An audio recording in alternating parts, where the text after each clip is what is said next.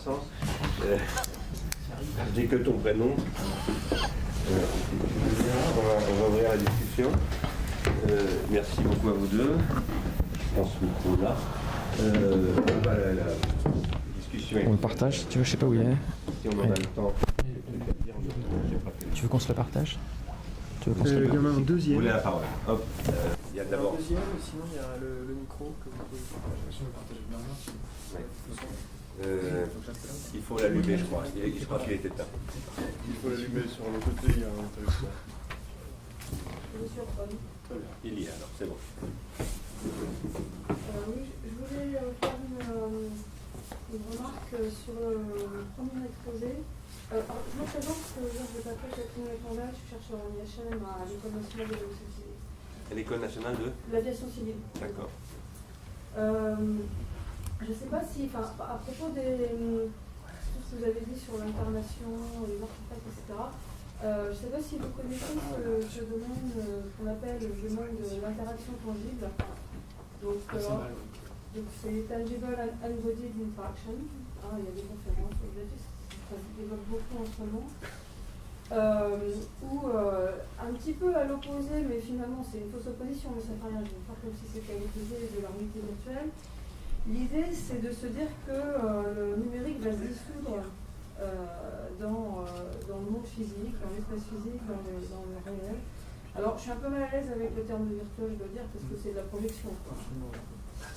Et où l'idée, c'est de se dire qu'en dissolvant le numérique à travers des dispositifs dans le monde réel, on va permettre justement, alors c'est plus une problématique d'interaction machine que de calcul, on va permettre justement aux personnes qui interagissent, aux utilisateurs pour lui, de mieux utiliser leurs capacités perceptives, de mieux utiliser les bonnes propriétés de l'espace physique, le fait qu'il y ait une visibilité de partout, de mieux utiliser les capacités de manipulation et aussi de faire de la meilleure collaboration, dans le sens où on collabore mieux dans l'espace réel parce qu'en fait tout est accessible. Et avec aussi cette idée d'interaction légère, lightweight interaction. Par exemple, moi je travaille avec des contrôleurs aériens qui vont utiliser leur tableau de script papier d'une façon que l'informatique ne leur permettrait pas aussi facilement parce que ça fait l'objet d'une conception, par exemple en décalant très légèrement les bandes de papier pour indiquer que là il va falloir traiter quelque chose. C'est vraiment des interactions légères. Et je pense que c'est intéressant de regarder ça par rapport à la problématique de l'incarnation et du numérique comme un monde incarné en fait. Et sinon j'avais une remarque, alors c'est pas sérieux, sur le modèle de l'histoire de l'écriture que vous prenez. Enfin j'ai lu Jacques Boudy, j'ai aussi lu ce que vous avez écrit. C'est quand même un modèle de l'histoire de l'écriture qui succède à la parole. C'est quand même très discuté. Bon voilà, c'est un débat. Mais du coup, j'avais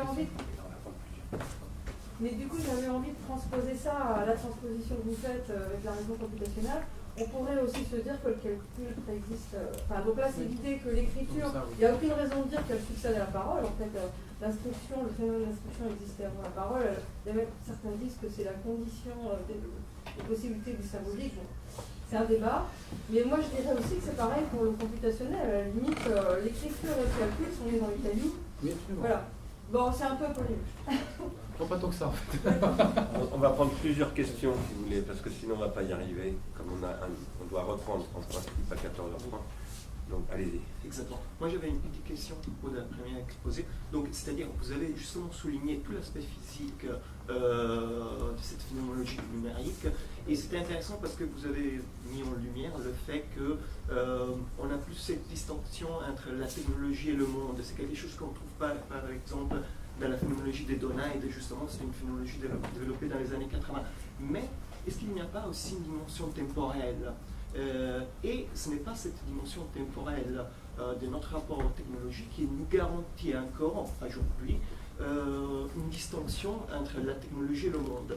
C'est-à-dire on a une perception de la distinction grâce à cette dimension temporelle.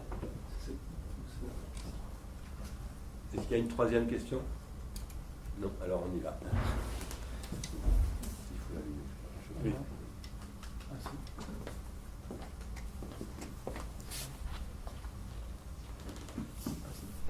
Oui, alors donc pour la première question, alors effectivement, je pense que vous avez bien formulé le problème, c'est que reste-t-il de numérique lorsque on va le retrouver internalisé dans différents objets qui font partie de nos interfaces habituelles, dont tangibles, mais également celles qui font partie de nos médiations habituelles au monde.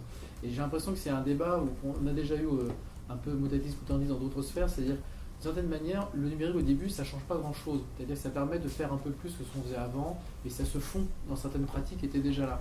Et puis, à un moment donné, ça fait rupture. C'est-à-dire que, comme il modifie de l'intérieur assez profondément la logique en fait, avec laquelle les artefacts vont être conçus, pas seulement par rapport à la logique d'usage, mais par rapport aussi à leur logique de modularité, une logique de combinatoire, combinaison propre que le numérique permet, que les autres outils ne permettent pas.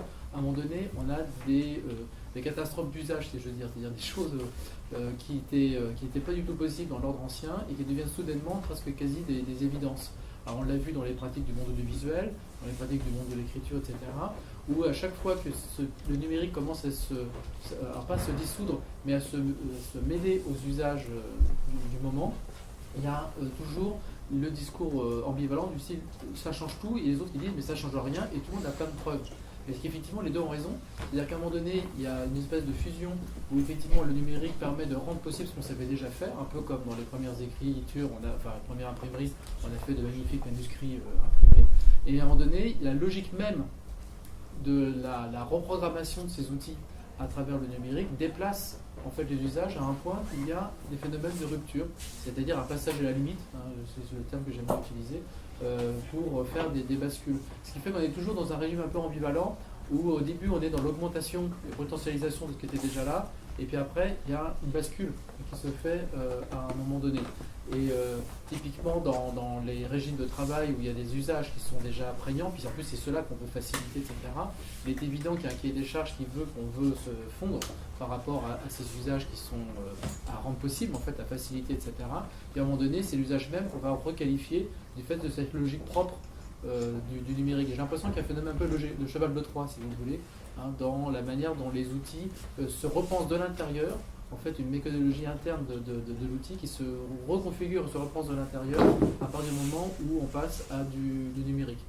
La vidéo de ce côté-là a été une transformation assez exemplaire sur ce titre. Alors après, l'écriture et le calcul, alors je suis complètement d'accord effectivement avec votre objection. Alors après, tout dépend de ce qu'on appelle l'écriture, si vous voulez. Alors il y a évidemment le lien de l'écriture et de la parole, mais on n'a pas non plus de la parole pour voir l'écriture. Donc, et ça dépend si on parle d'écriture en tant qu'inscription ou écriture de la parole au sens retrouvé, l'écriture de sons, de mots, etc. Donc le débat est assez vaste. Et je suis d'accord que là c'est un biais que j'ai pris d'articulation, mais en même temps c'est celui qui m'intéressait de voir justement l'écriture comme technique intellectuelle, ce qu'elle devient quand on rajoute le calcul. Donc c'est aussi l'approche que j'avais adoptée.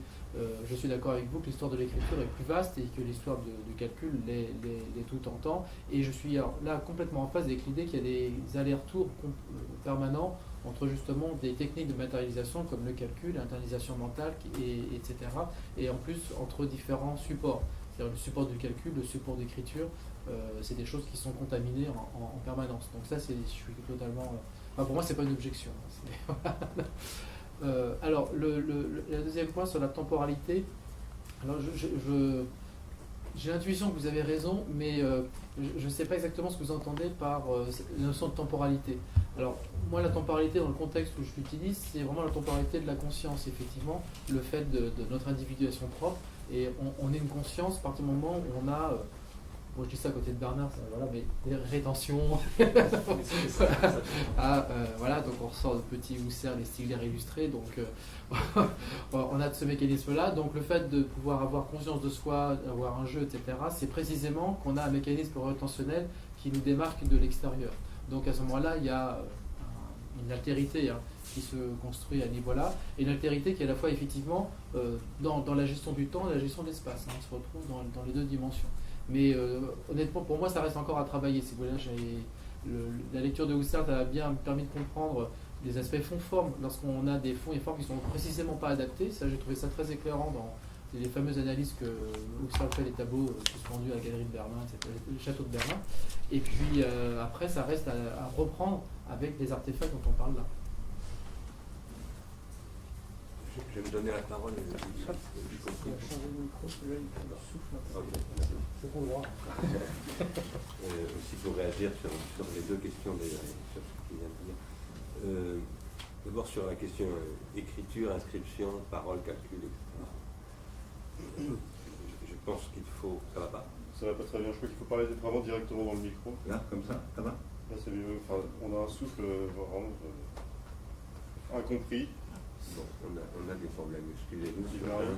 En fait, pour tout vous dire, on pensait avoir une sonorisation du ampli, etc. Et de l'amphi, je veux dire, et on a dû installer... Ah oui.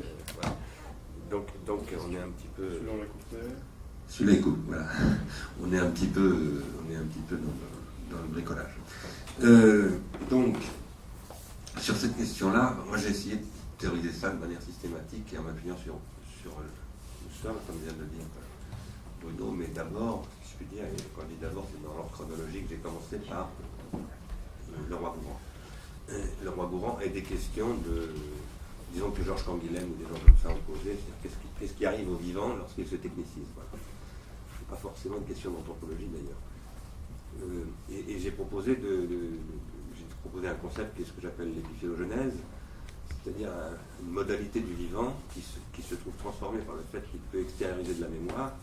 C'est une mémoire qui se conserve hors vivant et qui, je crois, d'ailleurs avec des cycles, des couplages qui sont de l'ordre de ce que décrivait tout à l'heure, sur un plan totalement différent, mais, et à des échelles immenses de temps, mais de ce que décrivait Yannick Prier tout à l'heure, sur ces couplages. Et je crois qu'on peut périodiser dans l'épiphylogenèse des moments où apparaissent, par exemple, ce que j'ai d'ailleurs évoqué hier sur Foucault dans une discussion, apparaît par exemple la grammatisation au sens de Sylvain Auroux. La grammatisation au sens de Sylvain Auroux, dans mon langage plus, je dirais, héritier de la philosophie grecque, c'est ce que j'appelle la rétention tertiaire. Ça, c'est, enfin, la philosophie grecque, c'est Husserl, relu par moi, mais c'est la rétention tertiaire hypomnésique. La rétention tertiaire, c'est l'épiphylogenèse en règle générale. C'est tout ce qui permet de garder, par le fait d'avoir transformé du spatial, du temporel en spatial, ça c'est ce qu'avait compris vous dire, c'est ce qui permet finalement de maintenir sous une forme non temporelle, c'est-à-dire non vivante, parce que c'est ça que veut dire le vivant. Vivante, c'est temporel. Ça ne vit pas éternellement. Un caillou non plus, ça ne vit pas éternellement. Enfin, un caillou, ça ne vit pas, c'est ça le problème. Donc, le problème du caillou, c'est pas de vivre ou de ne pas vivre. Et un caillou écrit, enfin inscrit, marqué, ce que j'appelle moi un être inorganique organisé, ça s'appelle un artefact. C'est le premier artefact qu'on connaisse. Et là-dedans, il y a une histoire. Parce qu'il y a 30, 35, 40 000 ans apparaissent les rétentions tertiaires hypomnésiques, les mémoires artificielles qui ont pour but de garder la mémoire. Enfin, pour but. Pas forcément le but, mais disons qu'ils ont pour effet, en tout cas, que ça me donne accès à la mémoire de celui qui a produit cette trace. Typiquement, la peinture rupestre. Je vois ce qu'il a vu, d'une manière ou d'une autre. Je ne vois pas tout ce qu'il a vu, je ne vois pas comme il l'a vu, mais je vois quand même quelque chose de ce qu'il a vu. Et là, représenté, ça intervient à fond, déjà.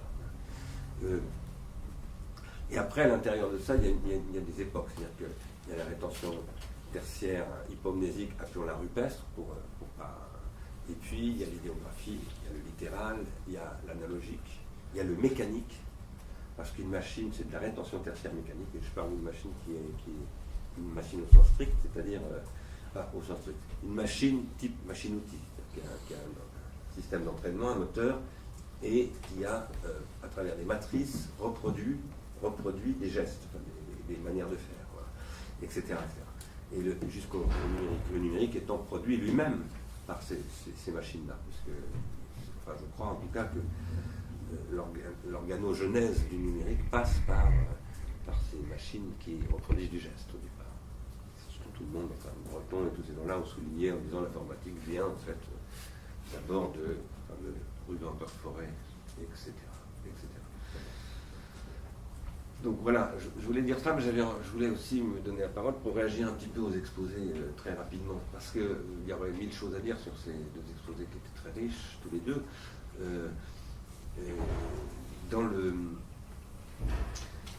j'entends l'exposé de Bruno, la question que je poserais, c'est pas forcément pour aujourd'hui, parce qu'on va se reparler de tout ça de toute façon. C'est le réseau, tu as parlé du tableau réseau, ça je crois que tu as absolument raison, c'est capital. Je pense que le réseau, c'est un espace collectif de transindividuation qui pose des problèmes très spécifiques de transindividuation et de publication. Par rapport auquel, par exemple, l'administration de réseau est quelque chose de fondamental. On en a parlé hier, un réseau est administré et en général il n'est pas administré par ceux qui s'en servent. Voilà. Il y a des cas où c'est administré par eux, mais ce sont des cas tout à fait exceptionnels. Et je pense que ça pose des problèmes, je dirais, d'écologie du savoir tout à fait nouveau. Et si j'insiste sur ce point-là, c'est en particulier parce qu'il y a quelque chose que je n'ai pas vu apparaître dans son discours, qui pour moi est assez important, c'est le problème de l'annotation. Ça ne va pas te surprendre parce qu'on en parle souvent, mais c'est un peu mon obsession. Mais en même temps, je pense que justement, l'annotation, d'abord, un savant annote. Un savant ou un travailleur intellectuel d'ailleurs, pas forcément un savant. Un dentiste annote, c'est aussi un travailleur intellectuel, plus ou moins.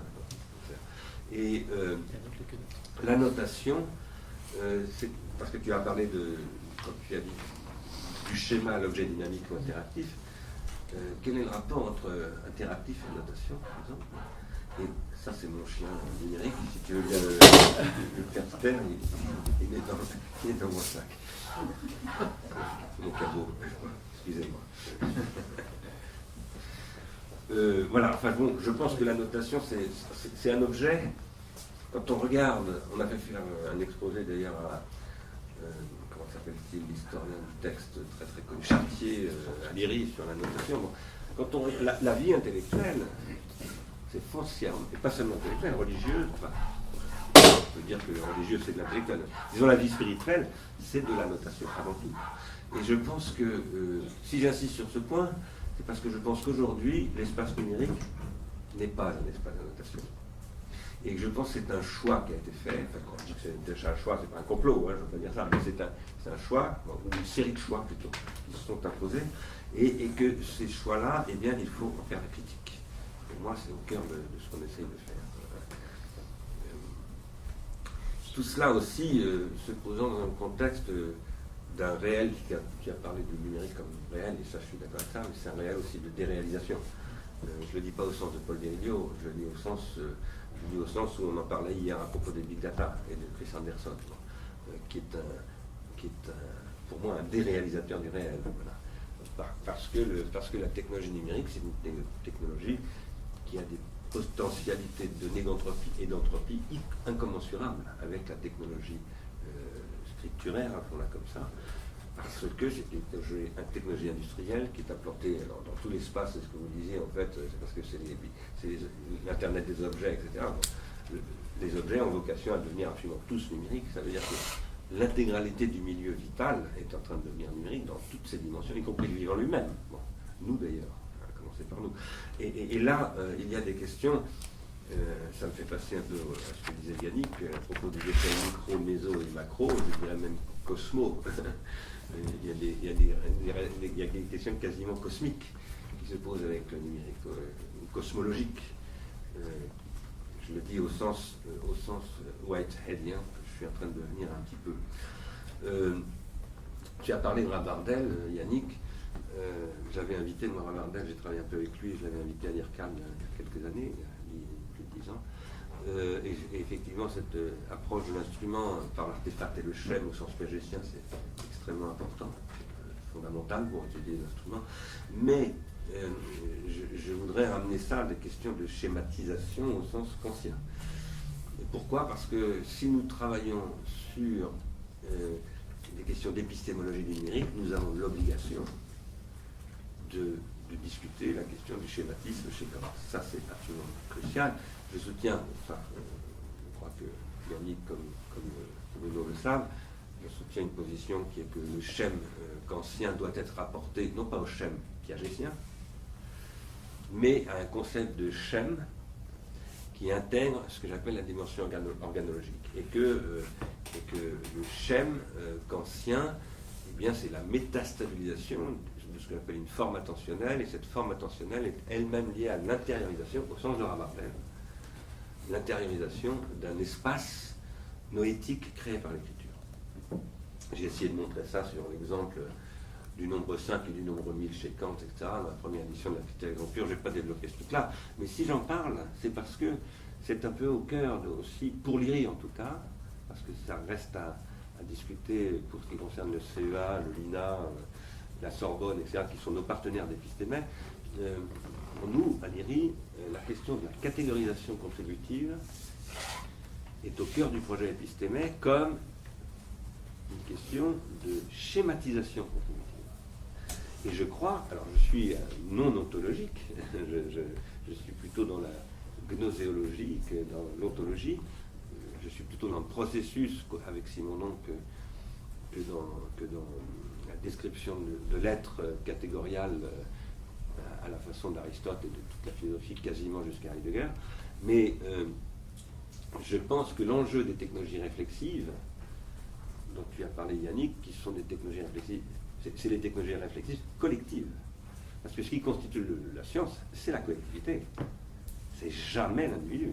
Ce qui fait qu'un individu est scientifique, c'est qu'il a à rendre compte à une collectivité, qu'il pense dans un intellect général, pour le prendre dans un sens non marxien, qui constitue ce que Husserl appelle, par exemple, le nous des géomètres, le nous infini des géomètres. C'est à l'intérieur de cet espace en géométrie que je pense, sinon je ne pense pas du tout. Et dans cet espace-là, les instruments ne sont pas en extériorité, ce sont eux qui ouvrent cette communauté.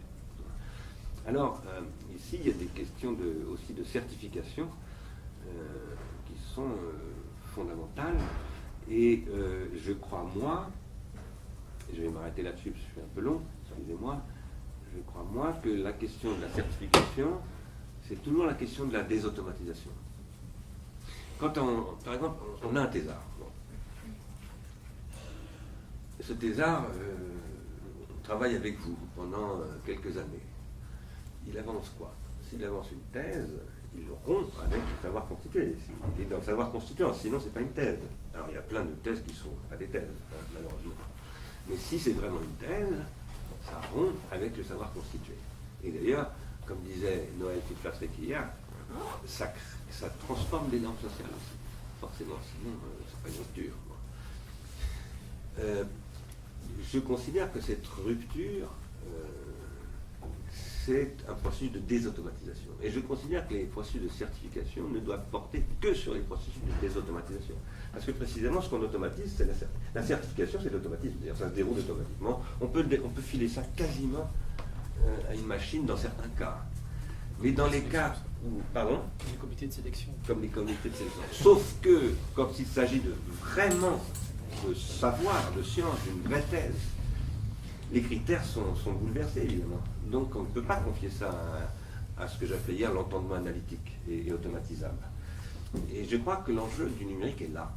Parce que le numérique, c'est une technologie d'automatisation qui n'est plus un automatisme d'institution, des commissions de CNU, des jurys de thèse, la paresse intellectuelle et institutionnelle qui fait que, ouais, on est en mode automatique, c'est-à-dire qu'on lui file sa thèse. C'est de la merde, mais on lui file sa thèse comme ça. C'est souvent ce qui se passe. Là, c'est la machine qui fait ça. Et si c'est la machine, ce sont les administrateurs de réseau dont je parlais tout à l'heure. C'est-à-dire qu'il y a derrière ça une ingénierie et une industrie qui est aussi, j'ai commencé hier matin comme ça, en ouvrant ce séminaire, qui est aussi considéré par certains comme le plus gros business, le plus profitable du XXIe siècle, à savoir la technologie industrielle de l'enseignement supérieur.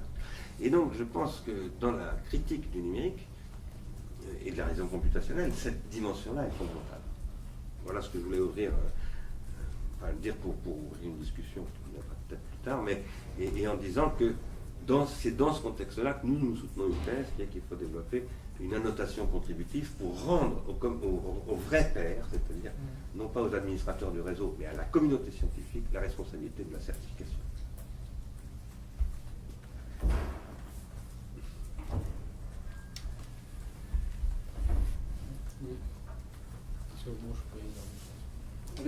Oui, bon, c'est une longue intervention. Donc, juste deux, trois petits points donc, sur le réseau et tableau. Non, je suis d'accord avec toi que un enjeu qui s'est déplacé, c'est l'administration du réseau et le réseau comme un collectif. Là, ce qui m'intéressait ici, c'était le fait de dire que le réseau garde son caractère d'intelligibilité malgré la perte de la synopsis. La grosse différence entre le tableau et le réseau, c'est que le réseau, on ne le voit pas, il peut être à distance. Et donc le tableau, lui, ce qui a été sa force, c'est la spécialité d'une part, et puis la synopsis d'autre part. Là, avec le réseau, et grâce à la médiation du calcul, le calcul rend synoptique ce qui ne l'est pas. Simplement, c'est une synopsis abstraite qui est liée dans l'espace du calcul et qui n'est plus dans l'espace de ce qui est montré, de ce qui est visible.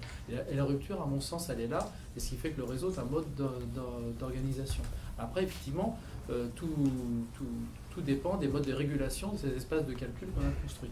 Et donc là, c'est le débat que tu ouvres. Sur la notation, alors évidemment, je suis d'accord, c'est un point fondamental de la culture de l'écrit, la culture savante. Je pense qu'avec le numérique, notamment la culture de l'information que nous avons, le problème que l'on a, c'est que de manière quasiment historique, notre culture du numérique vient d'une culture de la transmission et d'une culture de la transformation. C'est-à-dire que quand on annote, il faut un déjà là. Et dans le numérique, il n'y a pas de déjà là. On ne fait que du calcul d'une certaine manière, mais il n'y a pas de prédonnées.